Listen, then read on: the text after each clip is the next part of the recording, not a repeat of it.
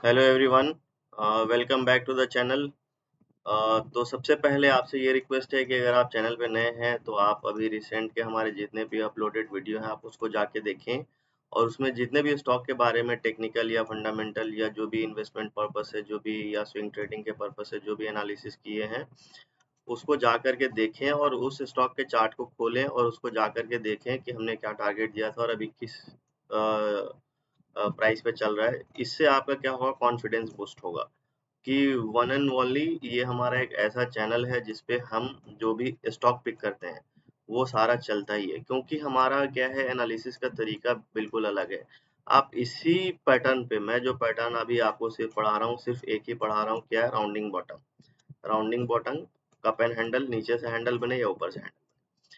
तो अभी क्या है, आप भी जाके अगर ऐसे करेंगे, ऐसा ही स्टॉक, किसी भी स्टॉक को फाइंड आउट करेंगे और उसमें जब एनालिसिस करेंगे तो आपको पता चलेगा क्या वो स्टॉक चल रहा है या नहीं चल रहा है।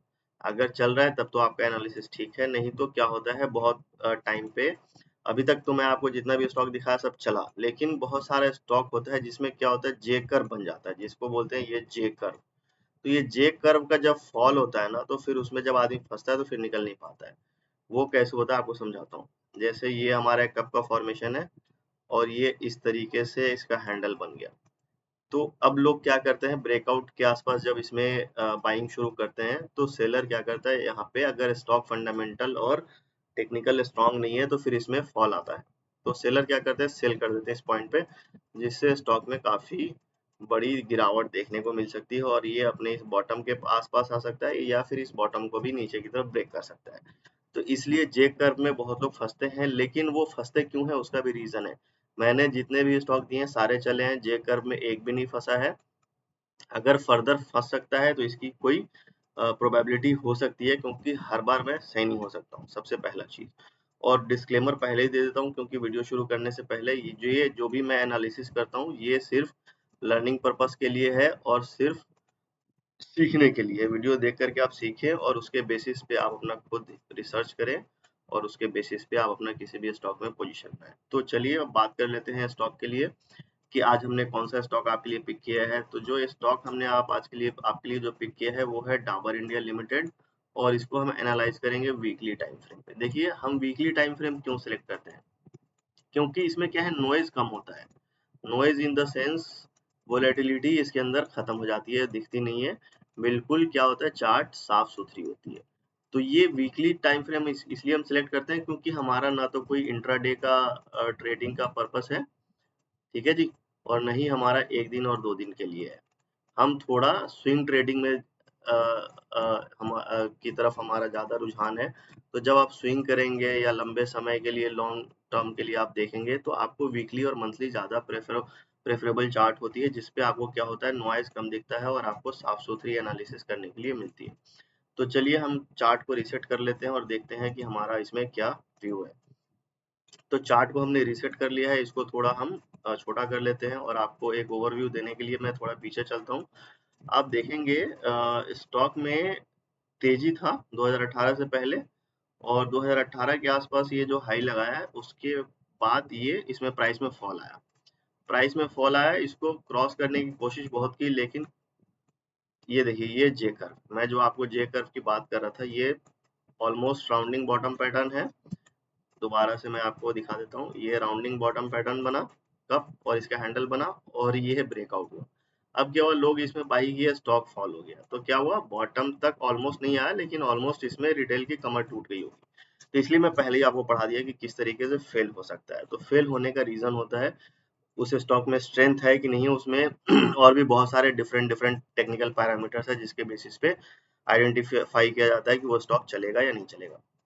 तो जब ये फेल हुआ, रिटेलर निकल गए, फिर वापस से स्टॉक अपने इस कप के अपर पार्ट पे ट्रेड करना शुरू कर दिया। अब क्या है, जब भी आ रहा है नीचे इसी पे सपोर्ट ले रहा है, फिर यहाँ से वापस जा रहा है, फिर वापस इसी के आसपास सपोर्ट ले रहा है, फिर ऊपर जा रहा है। तो फर्दर चार्ट को मूव करते हैं आगे की तरफ और देखते हैं कि क्या इसमें ओवरव्यू बन रहा है। तो अभी हम देखेंगे इसमें जून 2022, जून 2021, सॉरी ये 22 यहाँ शुरू हो रहा है, जून 2021 से ये जो रेंज बना है तो इसका ऑलमोस्ट अभी तक कोई ब्रेकआउट नहीं हुआ है। तो इसमें टाइम भी हो गया है, काफी लंबे टाइम से कंसोलिडेट कर रही है, स्टॉक ऊपर जा रही है, नीचे आ रही है, मिड से ही रिजेक्शन मिल रहा है, मिड में कुछ टाइम ट्रेड करने के बाद वापस से बॉटम पे टच कर रही है, तो ऑलमोस्ट आप देखेंगे डबल बॉटम यहाँ पे कंप्लीट हो चुका है। और उस डबल बॉटम कंप्लीट होने के बाद क्या है, ये हमारा, मैं एक बार और आपको रिपीट कर देता हूँ, जितना लंबा हमारा सपोर्ट होगा उतना ही स्ट्रॉन्ग सपोर्ट होगा। आप देखेंगे ये सपोर्ट कब का है, 2018 का ये सपोर्ट है। रेसिस्टेंस बिकम सपोर्ट, आपने पढ़ा होगा, ये रेसिस्टेंस यहाँ से फॉल आया प्राइस में, और जब इसका ब्रेकआउट हुआ तो ये क्या बन गया फिर, सपोर्ट। तो आप देखेंगे ये प्राइस में ये फेल होने के बाद दोबारा से जब इसके ऊपर गया है तो इस लाइन को कभी नीचे की तरफ टेस्ट नहीं किया है, जो कि लेवल हमारा है 475। तो हमें क्या समझ में आया, लंबे समय पे जो हमारा सपोर्ट है वो है 475 का। ओके, ये मैं मार्क कर देता हूँ, 475 का हमारा सपोर्ट है। और ऑलमोस्ट अगर अभी देखेंगे तो इसमें क्या बन रहा है, फिर से वही पैटर्न फॉर्म हो रहा है जिसका नाम है राउंडिंग बॉटम। ये देखेंगे आप, तो ये ऑलमोस्ट कंप्लीट होने वाला है। थोड़ा पहले मैं आपको बता दिया हूँ क्योंकि हर बार ब्रेकआउट के बाद बताता हूँ तो आपको भी इंटरेस्ट नहीं आता होगा।